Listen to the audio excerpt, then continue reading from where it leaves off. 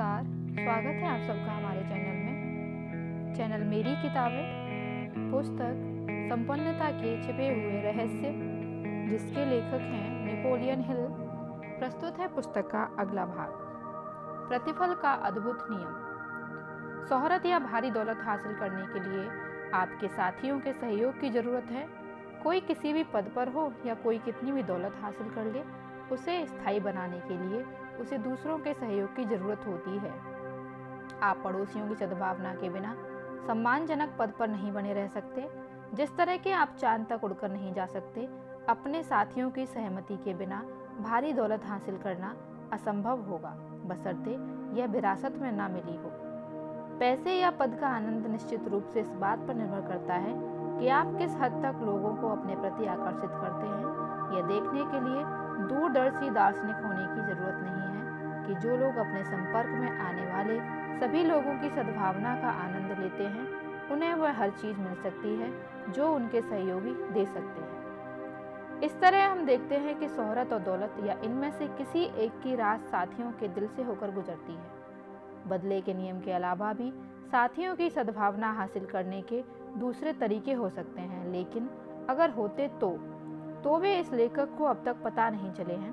बदले के नियम से आप लोगों को वही देने के लिए प्रेरित कर सकते हैं जो आप उन्हें देते हैं। इसके बारे में कोई अंदाजमार तुक्का नहीं है। संयोग का कोई तत्व नहीं है, कोई अनिश्चितता नहीं है। जो आप देते हैं वही वे लौटाते हैं। आइए देखते हैं कि इस नियम का उपयोग कैसे करें, ताकि यह हमारे खिलाफ काम करने के बजाय हमारे पक्ष में काम करे। शुरुआत में हमें आपको यह बताने की जरूरत नहीं है कि मानव हृदय की प्रवृत्ति वापस लौटाने की होती है। अच्छे के बदले अच्छा, बुरे के बदले बुरा, सहयोग या विरोध के बदले सहयोग या विरोध। अगर आप किसी व्यक्ति से दुश्मनी मोल लेते हैं, तो जिस तरह 2 और 2 4 होते हैं, उसी तरह निश्चित रूप से वह आपसे बदला लेगा। किसी व्यक्ति से मित्रता करेंगे या उसके प्रति अच्छा काम करेंगे, तो वह भी वैसी ही प्रतिक्रिया करेगा। जो लोग इस सिद्धांत के अनुरूप प्रतिक्रिया नहीं करते हैं, उन्हें अपवाद माने। औसत के नियम के अनुसार लोगों का भारी बहुमत अचेतन रूप से ऐसी ही प्रतिक्रिया करता है। जो लोग अपने मन में द्वेष रखकर बाहर निकालते हैं, उन्हें दिन भर में 1 दर्जन लोग मिल जाते हैं जो इसे भड़काने में आनंद लेते हैं। अगर आपने कभी द्वेष रखा है, तो आप आसानी से इस बात की पुष्टि कर सकते हैं कि आपको किसी सबूत की जरूरत नहीं है कि जिस व्यक्ति के चेहरे पर मुस्कान होती है और जो हमेशा हर एक के प्रति अच्छा बोलता है, उसे सभी लोग पसंद करते हैं, जबकि इसके विपरीत व्यक्ति को आमतौर पर नापसंद किया जाता है। बदले का यह नियम पूरी सृष्टि में व्याप्त प्रबल शक्ति है जो दूसरों को लगातार आकर्षित या विकर्षित कर रही है। आप इसे जमीन पर गिरने वाले बलूत के बीज के हृदय में पाएंगे, जो धूप की गर्मी पाकर 2 छोटी पत्तियों की एक छोटी टहनी में फूटता है, जो आखिरकार बड़ी हो जाती हैं। बीज बलूत का मजबूत वृक्ष बनाने के लिए आवश्यक सारे तत्वों को अपनी ओर आकर्षित करता है। किसी ने भी कभी नहीं सुना कि कोई बलूत का बीज बलूत का वृक्ष उगाने वाली कोशिकाओं के सिवा किसी दूसरी चीज को अपनी ओर आकर्षित कर रहा हो। किसी ने भी कभी ऐसी कोई पेड़ नहीं देखा जो आधा बलूत और आधा चिनार हो। बलूत के बीज का केंद्र सिर्फ बलूत के वृक्ष के तत्वों के साथ ही समानता रखता है। इसी तरह मानव मस्तिष्क में रहने वाला हर विचार भी अपने ही तरह के तत्वों को आकर्षित करता है, चाहे वे विनाश के हों या सृजन के हों, दयालुता के हों या क्रूरता के। अपने मन को नफरत और नापसंदगी पर केंद्रित करके आप विपरीत फसल की उम्मीद नहीं कर सकते कि जिस तरह आप बलूत के बीज से चिनार का वृक्ष बनने की उम्मीद नहीं कर सकते। यह बदले के नियम के सामंजस्य में है ही नहीं। पूरी सृष्टि में हर चीज आकर्षण के निश्चित केंद्रों की ओर आकर्षित होती है। समान बुद्धि और प्रवृत्तियों के लोग एक दूसरे के प्रति आकर्षित होते हैं। मानव मन उसी मन के साथ साम्य बनाता है जो सामंजस्यपूर्ण हो और जिसमें वैसी ही प्रवृत्तियां हों। इसलिए आप किस प्रकार के व्यक्ति की ओर आकर्षित होते हैं, वह आपके खुद के मन की प्रवृत्तियों पर निर्भर करता है। आप इन प्रवृत्तियों को नियंत्रित करते हैं और उन्हें आप चुने हुए किसी भी मार्ग पर निर्देशित करके मनचाहे प्रकार के व्यक्ति को अपनी ओर आकर्षित कर सकते हैं। यह प्रकृति का नियम है। यह नियम अटूट है और यह हमेशा काम करता है, चाहे हम इसका चेतन इस्तेमाल करते हों या ना करते हों। इस नियम की ओर देखने का एक और तरीका यह है, मानव मन धरती माता के समान होता है, क्योंकि यह उसी तरह की फसल उत्पन्न करता है जो बीज 5 शारीरिक इंद्रियों के जरिए इसमें बोए जाते हैं। प्रवृत्ति बदला देने की होती है। यह दयालुता के सभी कामों पर वैसी ही प्रतिक्रिया करता है और अन्याय व क्रूरता के सभी कामों से अप्रसन्न होता है। चाहे काम सुझाव या आत्म सुझाव के सिद्धांत के जरिए किया जाए, मन इंद्रियगत छवियों के सामंजस्य वाली मांसपेशीय गतिविधि को निर्देशित करता है। इसीलिए अगर आप चाहते हैं कि मैं बदले में दूं, तो आपको मेरे मन में वे इंद्रियगत छवियां या सुझाव रखने होंगे जिनसे मैं आवश्यक उचित मांसपेशी गतिविधि उत्पन्न कर लूं। यदि आप मुझे चोट पहुंचाते हैं या नाखुश करते हैं, तो मेरा मन एक ही झटके में सामंजस्यपूर्ण मांसपेशी गतिविधि उत्पन्न कर देगा और उसी तरह बदला देगा। बदले के इस नियम का अध्ययन करने पर हम कुछ हद तक उस क्षेत्र में पहुंच जाते हैं जिसे हम अज्ञात मानसिक क्षेत्र कह सकते हैं। भौतिकी का क्षेत्र अभी हमारा खोजा गया तथ्य विज्ञान की श्रेणी में नहीं आता है, लेकिन इसके बावजूद हमें अपने खोजे सिद्धांतों का व्यवहारिक इस्तेमाल करने में पीछे नहीं रहना चाहिए। हालांकि हम इन सिद्धांतों का प्रथम कारण तक नहीं खोज पाए हैं।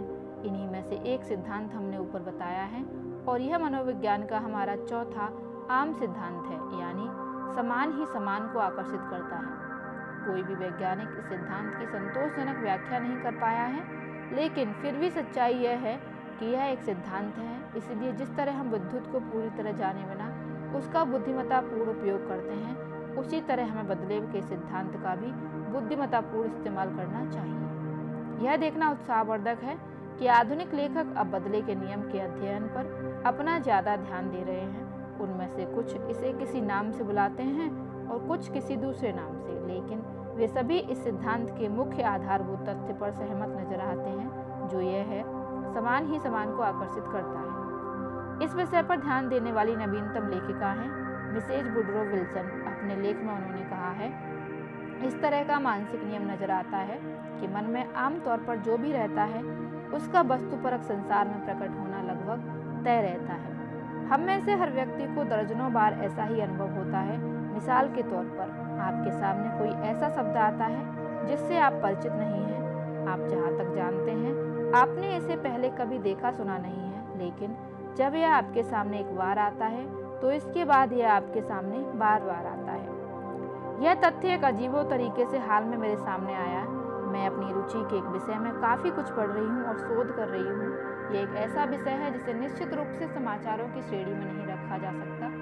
अध्ययन करने से पहले मैंने इसका जिक्र किसी वर्तमान प्रकाशन में नहीं देखा था, लेकिन अध्ययन शुरू करने के बाद मैंने विभिन्न पत्रिकाओं और अखबारों में इसके एक या दूसरे पहलू पर बहुत सारे लेख देखे जो मैंने काट लिए। विषय चाहे जो हो, आप इस नियम की कार्यप्रणाली को आसानी से छोटे विवरण तक देख सकते हैं। एक सहेली 1-2 दिन पहले मुझसे मिलने आई और वह मेरे सिटिंग रूम की चौखट पर किसी मूर्ति की तरह खड़ी हो गई। फूल, उसने आश्चर्य से कहा। गुलाब। उसकी आवाज़ में इतनी दहशत थी कि मैंने सोचा वह मुझे सैनिक सहायता के टिकट के सिवा कुछ खरीदने के लिए झिड़क रही थी। बाद में उसने बताया कि वह गुलाब की सर्दी से परेशान थी, जिसकी वजह से इससे पीड़ित लोगों को हर साल एक निश्चित समय पर उसी तरह से दिक्कत होती है जिस तरह से फीवर से होती है। उसने कहा कि यह समस्या जून में आती है जब गुलाब खिलते हैं और उनकी खुशबू से ही मैं 20 मिनट तक चीखती रहती हूँ। ये काफ़ी दुर्लभ बीमारी है ना? मैंने अपने फूलों को छिपा कर रखने के बाद पूछा। नहीं, बिल्कुल नहीं, वह बोली। यह बहुत आम है। मैं जिन लोगों से भी मिलती हूँ उनमें से आधों की यह समस्या है।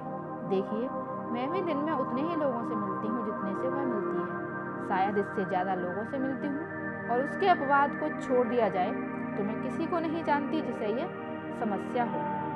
एक बार फिर, ऐसा क्यों है कि अगर हमारे विचार किसी खास व्यक्ति की ओर लगातार मुड़ते हैं तो कुछ ही समय में या तो उसका फ़ोन आ जाता है या उससे हमारी मुलाकात हो जाती है। हो सकता है कि महीनों या वर्षों से हमने उसके बारे में ना सोचा हो, लेकिन उसकी छाया फर्श पर नजर आती है। मैं जानती हूँ कि इस घटना के कई स्पष्टीकरण हैं, लेकिन उनमें से कोई भी पूरी तरह संतोषजनक नहीं है। बहरहाल, प्रभाव ऐसा ही होता है जैसे हमने अनजाने में ही अपने बेतार संदेश सृष्टि के पास भेज दिए हों और हमें उसकी प्रतिक्रिया मिली हो। समान ही समान को आकर्षित करता है। इसी वजह से शिकायत करने वाले लोगों के पास हमेशा नई शिकायतों की सामग्री आती रहती है। दुखी लोगों के पास दुख करने के लिए काफ़ी चीज़ें रहती हैं। गुस्से से भरे सबसे भयंकर चिपकू लोग हमेशा भले और मासूम दर्शकों के मन से इसे हटाने की प्रबल इच्छा जागृत करते हैं। हम सभी ऐसे लोगों को जानते हैं जो नैसर्गिक रूप से सौभाग्यशाली नजर आते हैं। ऐसा लगता है कि उन्हें हर चीज बड़ी आसानी से मिल जाती है। उन्हें पेड़ पर चढ़कर मेहनत से फल नहीं तोड़ने पड़ते हैं, वे बस हाथ फैलाते हैं और फल उसमें टपक जाता है। कुछ समय पहले मैंने एक महिला के मुंह से भाग्य के भेदभाव की शिकायत सुनी जब वह एक परिचित के साथ अपनी तकदीर की तुलना कर रही थी। उसने कहा, उसे देखो, यहाँ मैं बरसों से मेहनत कर रही हूँ, चिंता कर रही हूँ और योजनाएं बना रही हूँ। मुझे जो भी मिलता है वह सबसे कठोर मेहनत से और आमतौर पर हजारों निराशाओं के बाद मिलता है। लेकिन उसे देखो, वह मुझसे आधी भी चतुर नहीं है, इतनी मेहनती कर्मचारी भी नहीं है, लेकिन वह एक तरह की चुंबक है जो अच्छी चीज़ों को अपनी ओर आकर्षित कर लेती है, जो मेरे पास से उड़ जाती है। न्याय जैसी कोई चीज़ नहीं है, लेकिन इसे नकारने के बावजूद वह नियम के न्याय की पुष्टि कर रही थी। मैं सौभाग्यशाली महिला को भी उतनी ही अच्छी तरह जानता हूँ जितना कि दुर्भाग्यशाली महिला को जानता हूँ। दोनों में फर्क यह था कि एक हमेशा बुरे की उम्मीद कर रही थी और उसकी तैयारी कर रही थी, जबकि दूसरी हमेशा सुखद और अच्छी चीज़ों की उम्मीद कर रही थी।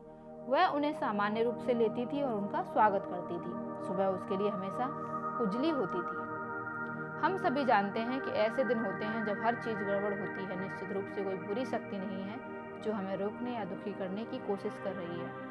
हालांकि यह यकीन करना अक्सर ज़्यादा आसान होता है, बजाय यह समझने के कि सुबह से लेकर शाम तक एक के बाद एक विचलित करने वाली परिस्थितियां क्यों आ रही हैं। श्रीमती वुड्रो विल्सन के लेख की सच्चाई को स्वीकार करने के लिए मनोविज्ञान का महारथी होने की जरूरत नहीं है।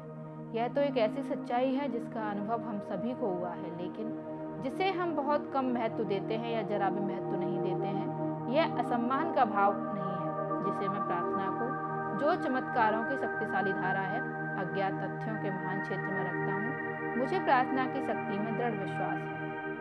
इसने मेरे लिए चमत्कार किए हैं, लेकिन मैं उस प्रथम कारण या ईश्वर के बारे में कुछ भी नहीं जानता हूँ जिससे हम प्रार्थना करते हैं। लेकिन मैं यह जानता हूँ, निरंतर सतत प्रयास के जरिए प्रार्थना सारी बाधाओं को तोड़ देगी और अथाह दिखने वाली समस्याओं को अपने रहस्य उजागर करने के लिए मजबूर कर देगी। 4 साल तक मैंने लगातार यह सत्य जानने के लिए प्रार्थना की जो किसी दूसरे के हृदय में मौजूद अवैध रहस्य था। मैं जो जानकारी चाहता था वह सिर्फ एक ही व्यक्ति को पता थी।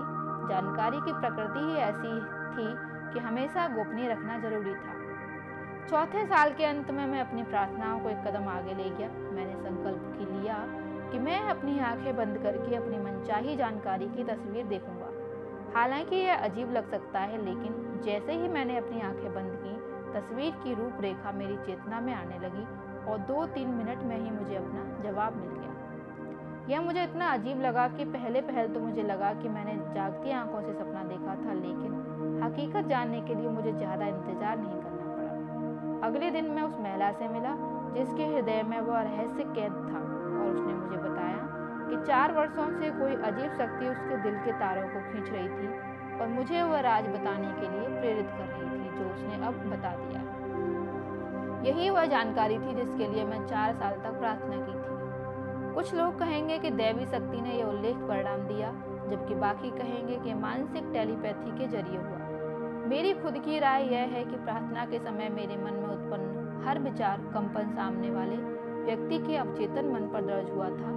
इसने वायु के बहाव जरिए यात्रा की थी। जिस तरह कंपन एक यंत्र से दूसरे यंत्र तक यात्रा करते हैं, और इन विचार कंपनों ने आखिरकार उसके मन में रासायनिक परिवर्तन कर दिया था, जिसकी बदौलत उसने मुझे मेरी मनचाही जानकारी बताने का निर्णय लिया था। गौर करें, यह मेरी राय है जिसे मूल कारण की वजह से हवा के जरिए विचार का प्रसारण संभव हुआ, उसके बारे में मैं कोई सुझाव नहीं दे रहा हूँ। एक और मौके पर, जो दूसरी दिशा में एक पराकाष्ठा है, मैंने प्रार्थना के जरिए 1.5 मिनट से भी कम समय में उल्लेखनीय परिणाम हासिल कर लिया। एक महत्वपूर्ण कारोबारी सौदा होने वाला था जिसमें मेरी पेशकश को भावहीन तरीके से ठुकरा दिया गया था।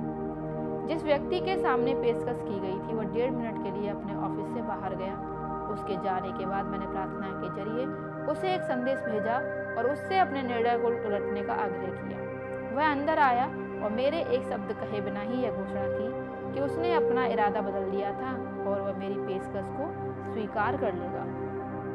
अनजान तथ्यों के विषय से दूर जाने से पहले मैं एक बार फिर आपको याद दिलाना चाहूँगा कि वैज्ञानिक जानकारी की दिशा का किसी धर्म से कोई संबंध नहीं है, और जब भी हम धर्म से संबंध किसी विषय का प्रत्यक्ष या अप्रत्यक्ष रूप से जिक्र करते हैं तो हम ऐसा सिर्फ तुलना के उद्देश्य से ही करते हैं। प्रार्थना के महान अज्ञात तथ्यों के जरिए करोड़ों लोगों ने खुशी और संतुष्टि पाई है। मैं प्रार्थना में किसी के विश्वास को बदलना नहीं चाहता। इसके विपरीत मैं तो उस विश्वास को मजबूत करने का यथासंभव प्रयत्न करूंगा। ना ही मेरा यह इरादा है कि प्रार्थना को किसी विशुद्ध रूप से वैज्ञानिक तथ्य घटा दूं। हमारी प्रार्थनाएं बहुत अद्भुत परिणाम देती हैं। इसका महत्व बहुत कम है कि वे ऐसा आत्म सुझाव के जरिए करती हैं या बाहरी दैवी शक्ति के प्रभाव के जरिए जिन पर हमारा कोई नियंत्रण नहीं है। हम दैवी स्रोत तक अपनी प्रार्थनाएं विश्वास और लगन से पहुंचाते हैं, और इस वजह से भी हमें प्रार्थना के महान तथ्य के स्पष्टीकरण के लिए आत्म सुझाव के वैज्ञानिक सिद्धांत का इस्तेमाल नहीं करना चाहिए। एक शाम मैं अपनी डेस्क पर बैठकर मिसेज हिल का इंतजार कर रहा था। ऑफिस का स्टाफ चला गया था और मैं कमरे में अकेला था। मैंने आगे की ओर झुककर अपना चेहरा हाथों पर रख लिया और अपनी उंगलियों के सिरों से अपनी आंखें ढक ली। गौर करें, मैं सोया नहीं था, क्योंकि उस स्थिति में मैं 30 सेकंड से ज़्यादा समय तक नहीं रहा था। तभी एक अजीब चीज़ हुई। मिसेज हिल के आने का समय हो गया था। तभी मैंने उन्हें चीखते सुना। मैंने उन्हें कार से टकराते देखा। मैंने देखा कि पुलिस वाले ने उन्हें सड़क से उठाकर फुटपाथ पर पहुंचाया। मैंने उनके चेहरे पर खून देखा। मैंने अपनी आंखें खोलकर चारों ओर देखा। यह सपना नहीं हो सकता था, क्योंकि मैं सोया नहीं था। जल्दी ही मुझे मिसेज हिल के कदमों की आवाज़ आई। वे रोमांचित थीं और हाँफ रही थीं। सचमुच एक कार ने उन्हें ठीक उसी जगह पर ठोक लिया था जहां मैंने उन्हें देखा था। वे चीखी थी और पुलिस वाले ने उन्हें फुटपाथ पर खड़ा कर दिया था, जैसा कि मैंने उसे करते देखा था। जहां तक हम अनुमान लगा सकते हैं, यह सब उसी पल हुआ था जब मैंने इसे देखा था। अपनी आंखें बंद कर डेस्क पर बैठे हुए वास्तविक दृश्य से एक ब्लॉक दूर। कुछ साल पहले इलिनॉय राज्य में शिकागो शहर के करीब एक सुबह एक किसान अपने घर से निकला और काम करने के लिए वो अपने खेत की ओर जाने लगा। थोड़ी दूर ही गया था, तभी उसके मन में एक अजीब भाव आया जो उसे घर लौटने को प्रेरित करने लगा। उसने पहले तो इस पर ध्यान नहीं दिया, लेकिन भाव ज़्यादा शक्तिशाली और प्रबल होता गया। आखिरकार वो आगे न जाकर मुड़ा और घर लौटने लगा। वह जितने करीब पहुंचा उतनी ही तेजी से चलना चाहता था, यहाँ तक कि वो आखिरकार दौड़ने लगा। जब वह घर के अंदर पहुंचा तो उसने पाया कि उसकी बेटी फर्श पर पड़ी है और उसका गला कटा हुआ है। उसका हमलावर उसके कुछ आने से कुछ ही सेकंड पहले चंपत हुआ था। इन अजीब घटनाओं का कारण क्या था, यह हमें नहीं मालूम। जब तक कि यह मानसिक टेलीपैथी न हो। ये दो प्रकरण इसलिए बताए गए हैं क्योंकि दोनों ही वास्तविक हैं। मैं एक दर्जन से अधिक ऐसे ही प्रकरण बता सकता हूँ जो मानसिक टेलीपैथी के अस्तित्व को साबित करते हैं, जिनके द्वारा विचार सचमुच एक मन से दूसरे मन तक पहुँचते हैं। जिस तरह के एक यंत्र ने कंपन टेलीग्राफी के जरिए दूसरे यंत्र तक पहुँचते हैं, जाहिर है ये मन एक दूसरे के साथ सामंजस्यपूर्ण लय में होने चाहिए। जिस तरह की वह तार यंत्र सूचित सामंजस्य में होने चाहिए, वरना विचार संप्रेषित नहीं हो। इस ऑडियो में इतना ही। मिलती हूँ अगली ऑडियो में पुस्तक के अगले अंश के साथ। तब तक के लिए धन्यवाद।